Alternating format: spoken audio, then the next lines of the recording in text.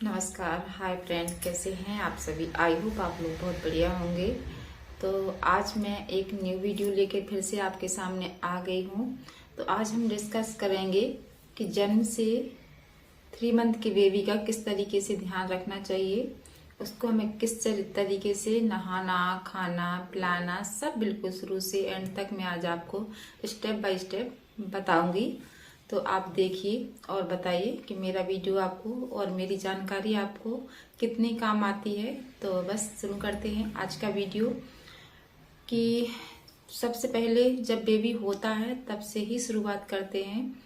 जैसे कि बेबी होता है तो कई बेबी सिजेरियन होते हैं, अधिकतर बेबी सिजेरियन ही हो रहे हैं आजकल, नॉर्मल नहीं हो रहे हैं, क्योंकि खान पान ही कुछ ऐसा हो गया है कि सिजेरियन बेबी ही अधिकतर हो रहे हैं। नॉर्मल का तो काफ़ी, क्योंकि जो पहले का खान पान था वो काफ़ी अच्छा होता था, काफ़ी स्ट्रांग बॉडी होती थी, तो सब कवर भी कर लेते थे। और इस समय का जो खान पान है काफ़ी मतलब मिलावट वाला ही सभी लोग खा रहे हैं। तो इसकी वजह से अपनी जो इम्यूनिटी है वो काफ़ी वीक हो चुकी है। इस वजह से भी कई बार मतलब हम लोगों को नुकसान उठाना पड़ता है। तो कोई रिस्क भी नहीं ले पाते कि मतलब नॉर्मल ही चाहिए बेबी। और जो पहले की मदर्स थी सब नॉर्मल ही बच्चे होते थे, अधिकतर सबके नॉर्मल ही होते थे। मतलब एक आध बेबी हो गया जिसका कि ऑपरेशन से हुआ है, बाकी सब नॉर्मल ही होते थे। वो आजकल ऐसा नहीं है, आजकल एक आध ही बेबी है जो कि नॉर्मल होगा, बाकी सब सिजेरियन ही होंगे। तो आज मैं उसी पे बात करने वाली हूँ। कि देखिए, सबसे पहली बात तो ये है कि जो नॉर्मल बेबी होते हैं उनकी इम्यूनिटी काफ़ी स्ट्रांग होती है, और जो सिजेरियन होते हैं वो काफ़ी मतलब उनकी इम्यूनिटी अच्छी होती है, बट हाँ उनका ध्यान बहुत ज़्यादा रखना पड़ता है। बहुत सारी सावधानियां हमें बरतनी पड़ती हैं कि उसका मुझे ध्यान किस तरीके से रखना हो। जो नॉर्मल बेबी होता है उसका हमें इतना डर और इतना मतलब ध्यान, छोटा बच्चा है सभी को रखना चाहिए, बट हाँ उतना नहीं करना। मतलब सफाई में भी नॉर्मल बेबी से ज़्यादा करना पड़ता है सिजेरियन वाले बच्चे को। तो इसी तरीके से, तो जैसे नॉर्मल बच्चा हुआ तो उसको हमें पहले की दादी नानी हमारी मतलब कपड़े साफ सुथरे ही सबके लिए रखना चाहिए और वो ही पहनाना चाहिए। और सबसे पहले बच्चे को साफ जगह पे उसको जन्म देना चाहिए, वो कपड़े भी बिल्कुल साफ सुथरे होना चाहिए। और दूसरी बात ये है कि जैसे कि बेबी हो जाने के बाद जो नॉर्मल हो या सिजेरियन हो, हमें ध्यान रखना है कि हमारे बेबी ने कितनी देर में पॉटी की, कितनी देर में शूशू की, इन सब चीज़ों का विशेष ध्यान रखना चाहिए। उसका पेट तो नहीं फूला, कितनी देर पहले उसने फीड किया, कितनी देर हो चुकी है, अब मुझे इसको कब फीड कराना चाहिए, कब नहीं कराना चाहिए। तो इन सब चीज़ों के बारे में विशेष तौर से ध्यान रखना चाहिए। जैसे कि अगर हमारा बेबी हुआ तो सबसे पहले उसे माँ का दूध ही दिया जाता है। और कई पहले के लोग थे जो कि नहीं देते थे पहले माँ का दूध, पहले वो निकालते थे, इसके बाद में बच्चे को माँ का दूध देते थे। पर अब ऐसा नहीं है, काफी लोग जागरूक भी हुए हैं इस चीज को लेकर कि नहीं, पहले माँ का ही दूध देना चाहिए। तो ये बात सच है कि माँ का ही दूध देना चाहिए बच्चे को। और शुरू से 6 मंथ तक माँ का ही दूध चलेगा बच्चे के लिए, और इसके अलावा कुछ नहीं देना है। तो हमारे लिए सबसे पहले जब हम फीड कराते हैं तो बच्चे को किस तरीके से फीड कराना चाहिए। शुरू में डॉक्टर भी हमें यही सलाह देते हैं कि बच्चे को बैठकर फीड कराना चाहिए। चाहे वो जब हम हॉस्पिटल में रहेंगे तो डॉक्टर लेट के कभी फीड कराने को नहीं बोलते कि मतलब लेट कर फीड कराओ, उठकर गोदी में बिठाकर। वो इसलिए बोलते हैं कि बच्चे की कहीं श्वास की नली, क्योंकि बच्चा छोटा सा रहता है, उसका मुंह भी छोटा सा रहता है, और फीड कराते टाइम कभी उसको स्तन मारे उसकी नोजी पर नहीं आ जाए ताकि उसकी सांस बंद हो, और मुंह में भी इस तरीके से। इसलिए डॉक्टर बोलते हैं कि हमें बच्चे को गोदी में बिठाकर फीड कराना चाहिए। क्योंकि कई बार रात में हम लोग सोते सोते कराते हैं तो बच्चे का उतना ध्यान नहीं दे पाते हैं, और कई बार मतलब बच्चे की सांस की नली में हो सकता है, नाक में कहीं पर भी अपन फीड कराते हैं तो दूध जा सकता है, इसलिए भी विशेष तौर से ध्यान रखना चाहिए। इसलिए ही डॉक्टर बोलते हैं कि बैठकर ही हमें फीड कराना है। तो ये, और हमें फीड कराने के बाद क्या करना है, बेबी को लेना है और उसको इस तरीके से चिपकाना है, उसको इस तरीके से थपथपाना है। उसकी पीठ को 2-3 बार रब करेंगे ना तो वो डकार लेगा। और हमें ऐसी आदत में ही बनाना इस तरीके का कि मैं उसको जब गोदी फीड कराऊं उसको कंधे से चिपकाऊं और उसको थपथपाऊं तो वो डकार ले। इससे क्या होगा, बेबी का जो उसने फीड किया है उसका खाना जो है वो हजम हो जाएगा। और दूसरी बात ये है कि जो सिजेरियन बेबी होते हैं ना, उनके लिए भी, ये तो दोनों के लिए है, बट जो सिजेरियन बेबी होते हैं उनको हमें कोई धुआनी वगैरह, पहले की दादी नानी जो धुआनी दिलवाती थी, पर हाँ सिजेरियन बेबी के लिए सब कुछ नहीं करना है कि ना कोई धुआनी बनना। पहले के लोग करते हैं, अभी भी कई लोग करते हैं कि मतलब चरुए का पानी पिलाते हैं। हाँ, नॉर्मल वाले बेबी को ये सब कर सकते हैं आप। जो पहले के लोग करते थे वो काफी अच्छी मतलब चीजें डलती हैं, नुकसान बिल्कुल नहीं करेंगी, तो वो कर सकते हैं। पर ऑपरेशन वाले जो सिजेरियन वाले बच्चे होते हैं उनके लिए सब नहीं करना चाहिए।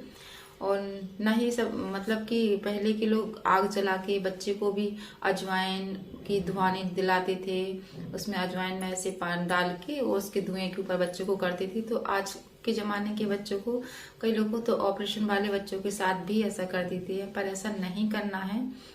और हमें ध्यान रखना है कि हमने अपने बच्चे को कितनी देर में फीड कराया है और कितनी देर में उसे भूख लगेगी।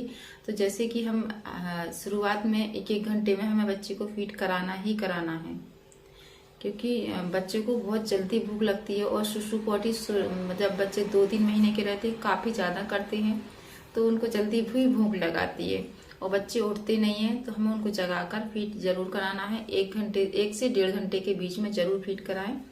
और हमें ध्यान देना है कि बच्चे मतलब पेट तो नहीं कहीं फूला है, बच्चे कितनी देर में पॉटी जा रहा है, कितनी देर में सुसु जा रहा है, इसका भी हमें विशेष तौर से ध्यान रखना ही रखना है।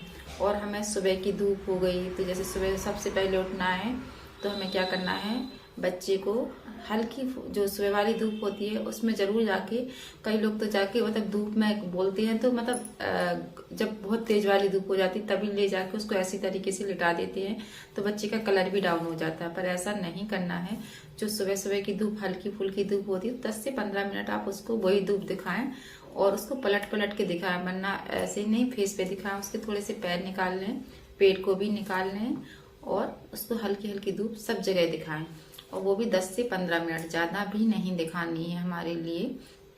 तो बस इसी तरीके से उसके कपड़ों का भी हमें विशेष तौर से ध्यान रखना है कि बच्चा कहीं गीले कपड़े में तो नहीं है, और मतलब उसके कपड़ों को डिटॉल से वॉश करके धूप जरूर दिखानी है, और धूप में जरूर बच्चे को भी ले जाना है, कपड़ों को भी धूप जरूर ही दिखानी है। काफी सारा इन्फेक्शन हो जाता है जो कि बच्चों के कपड़ों से ही हो जाता है। कई बच्चों को दाने हो जाते हैं, कई बच्चों को मतलब जो नाभि वगैरह होती है वो भी पक जाती है। तो ये सब चीजें रहती हैं पर ध्यान नहीं देते हैं, पर इसका भी ध्यान देना बहुत ज्यादा जरूरी होता है कि मतलब मेरे बच्चे को कोई तरीके का कोई दिक्कत ना हो। और मदर्स को भी अपना ध्यान रखना चाहिए, क्योंकि बच्चे के पास ज्यादातर माँ ही रहती है, तो उसको अपनी साफ सफाई का भी विशेष तौर से ध्यान रखना है कि हमें भी साफ सुथरे कपड़े पहनना है, ताकि मैं बच्चे को बार बार उठाऊं तो मेरे हाथों से कोई इन्फेक्शन बच्चे को ना हो। और कई लोग आके कहीं बाहर से भी आते हैं तो सीधा बच्चे को ले लेते थे, उनको भी विशेष तौर से ध्यान रखना चाहिए कि जब हम बच्चे को लेते हैं तो अपने हैंड वॉश करना ही है, तभी किसी को बच्चे को दें। उसके भी कपड़े साफ सुथरे होना चाहिए जो बच्चे को ले रहा है, या बच्चे के कई लोग मुंह से मुंह लगाते हैं तो वो भी नहीं करना है। किसी भी प्रकार के लोग हों पर ऐसे नहीं करना, चाहे माँ हो चाहे पिता हो, जो बाहर से आ रहे हों उनके लिए बिल्कुल भी नहीं करना है ऐसा। तो अगर आपको मेरी ये जानकारी अच्छी लगी हो तो वीडियो को एक बार लाइक कर देना और चैनल को सब्सक्राइब कर देना। तो बस, और एक बात और मैं आप लोगों से कहना चाहती हूँ कि जो मदर है ना, कई बार मदर फीड कराती हैं तो उनको बच्चे की मतलब पेट नहीं भरता है, तो मदर को ज़्यादातर दूध और दलिया ही खाना है। इससे बहुत अच्छे से आपको दूध निकलेगा और बच्चा अच्छे से फीड कर पाएगा, और काफ़ी हेल्दी भी होता है दूध दलिया खाना। तो दूध दलिया जरूर खाएं, मतलब सुबह के टाइम ही जरूर खाएं। अगर शाम को नहीं खा पाते तो सुबह एक टाइम जरूर दूध और दलिया खाएं। इससे काफ़ी ज़्यादा अच्छे स्ट्रॉन्ग बच्चे भी होंगे और आपको भी काफ़ी ज़्यादा हिम्मत आएगी दूध दलिया से। कहते हैं कि मतलब खाना पर दूध दलिया में काफ़ी ताकत होती है, तो वो ज़रूर खाएं। थोड़ा सा गुड़ भी ले लें उसके साथ में, तो गुड़ और दूध दलिया, और गुड़ के लड्डू तो सभी क्या बनते हैं तो वो भी ज़रूर खाइए। बट हाँ, दूध दलिया भी एक टाइम ज़रूर लेना है, तो वो भी ज़रूर खाएं। तो जैसे कि बच्चे शुरुआत में पॉटी किस तरीके से करते हैं, आप लोगों को जानकारी के लिए मैं बता दूं कि बच्चे शुरुआत में ब्लैक ब्लैक पॉटी करते हैं, काली काली पॉटी करते हैं। वो इसलिए करते हैं ताकि जो पेट की गंदगी है वो निकल जाती है। और ये ज़रूरी भी है कि बच्चे काली पॉटी करना बहुत ज़्यादा ज़रूरी होता है। अगर वो ऐसा नहीं करेंगे तो पेट की जो गंदगी है वो पेट में रहेगी, बार बार बच्चे को दिक्कत होगी। और इसकी वजह से बच्चे मतलब काफ़ी बार पॉटी जाते हैं, काफ़ी बार जाएंगे और ब्लैक ब्लैक पॉटी जाएंगे ताकि जो पेट की गंदगी है वो अच्छे से निकल सके। तो इसमें हमें चिंता करने की कोई बात नहीं होती है कि मतलब हमारे बच्चे ने इतनी बार पॉटी क्यों जा रहा है, ये काली काली पॉटी क्यों जा रही। कई लोग डर जाते हैं। तो मेरा एक्सपीरियंस है कि मतलब जितनी बार बच्चे शुरू में पॉटी जाएंगे तो काफ़ी मतलब उनके पेट को आराम रहता है और बार बार दिक्कत नहीं होगी कि मतलब कई बच्चों का पेट फूलता रहता है, ये होता है, उल्टी होती है। तो ऐसा कुछ नहीं होगा अगर आपका बेबी जो शुरुआत में ही उसका पेट अच्छे से साफ हो जाएगा। इसलिए बच्चे बार बार पॉटी करेंगे और बार बार सुसु पर हाँ हमें ध्यान देना है कि हम मतलब अगर बच्चे इतने दिन तक सुसु नहीं कर रहा है या इतने दिन तक पॉटी नहीं कर रहा है, वो भी बहुत विशेष ध्यान देने की जरूरत पड़ती है शुरुआत में। और जैसे कि अगर आपका बच्चा 2-4 घंटे तक सुसु नहीं कर रहा है तो कई लोग घबरा जाते हैं, पर इसमें घबराने की कोई बात नहीं है। हाँ हो जाता है, बच्चे 4-4 घंटे तक सुसु नहीं करते हैं, इसके बाद में कर लेते हैं, कोई दिक्कत की बात नहीं है कि मतलब 4 घंटे हो गए बच्चे ने अभी तक सुसु नहीं की या कुछ भी नहीं किया, ऐसी कोई भी बात नहीं है। तो इसमें चिंता करने की कोई बात नहीं है, चिंता की कोई बात ही नहीं है। और जैसे कि हम बच्चे को नहलाते हैं, नहलाने के बाद हमें क्या करना है, बच्चे के विशेष तौर से ध्यान रखना है कि मुझे उसके सिर को अच्छे से पोंछना है, उसके पूरे बदन को अच्छे से पोंछना है, अच्छे से जो भी ऑयल लगाते हैं तो उसको अच्छे से पूरी बॉडी पे लगाना है। कहीं पर कुछ जो हम मतलब बच्चे को ऑयल लगाते हैं तो उसका मैल जो जम जाता है उसका भी हमें विशेष तौर से ध्यान रखना है कि वो कहीं कट ना जाए बच्चे को। उसकी नाभि में भी हमें विशेष तौर से ध्यान रखना है कि उसमें मुझे तेल भी डालना है, पाउडर भी डालना है। तो वरना कई बच्चों की नाभि पक जाती हैं तो वो भी गंदगी के कारण ही पकती हैं अधिकतर, क्योंकि बच्चे की वहाँ पर साफ सफाई हमें बहुत ज़रूरी होती है करना।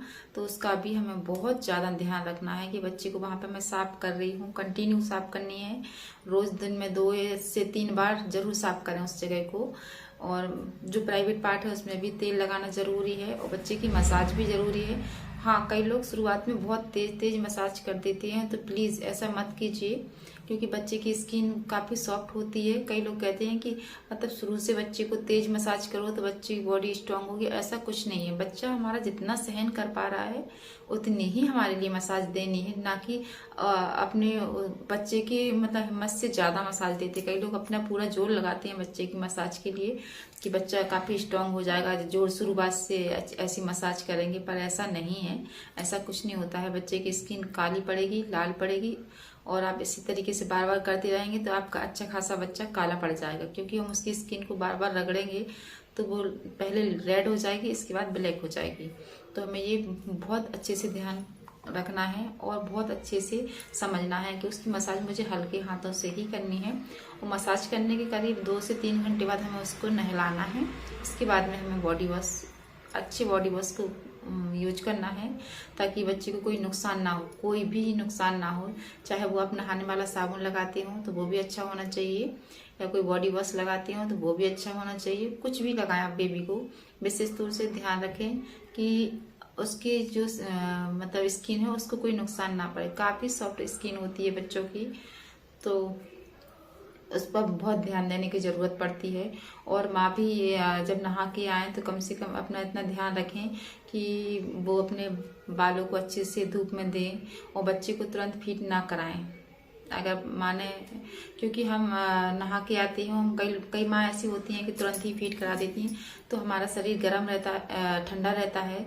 उसको मैं अपने बच्चे को अपने गीला भी रहता, कई बार हम लोग गीले भी हल्के फुल्के रहते हैं और बाल भी गीले हों तो इस तुरंत ही फीड ना कराएं। नहाने के 10-15 मिनट आप रुक जाएं, इसके बाद में आप फीड करा सकते हैं, वरना बच्चे को भी सर्दी जुकाम का डर रहता है। और खासकर ऑपरेशन वाले बच्चे जो सिजेरियन होते हैं उनका विशेष तौर से डर रहता है, इसलिए हमें बहुत सारी सावधानियों की ज़रूरत पड़ती है। और आई होप आपको मेरा वीडियो आज का अच्छा लगा हो। तो तो बस वीडियो को लाइक करना, चैनल को सब्सक्राइब करना और मुझे कमेंट करना बिल्कुल नहीं भूलना। तो अपना ध्यान रखिए, अपने बच्चों का भी ध्यान रखिए। मिलते हैं नेक्स्ट वीडियो में। तो जो चीज़ें मैंने आपको बताई हैं शायद आपके लिए काफ़ी काम की होंगी और मेरा एक्सपीरियंस यही है तो मैंने आपके साथ शेयर किया है। तो चलिए आप नेक्स्ट वीडियो में फिर से मिलते हैं। अगर आपने मेरे चैनल पर न्यू है तो वीडियो को लाइक और चैनल को सब्सक्राइब करना बिल्कुल नहीं भूलना। बस एक रिक्वेस्ट है, तो ये ज़रूर सुनना।